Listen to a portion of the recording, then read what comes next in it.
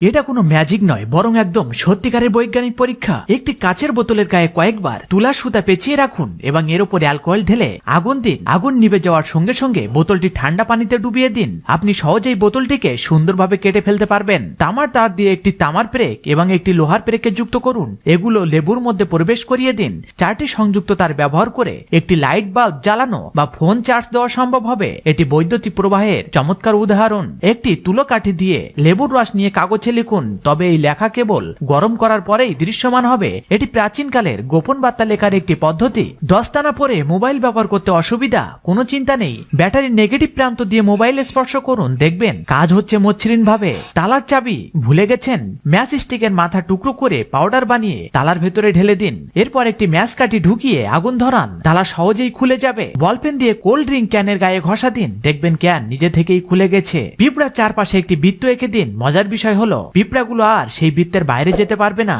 এখন কিছু like subscribe পাওয়া যাবে কি?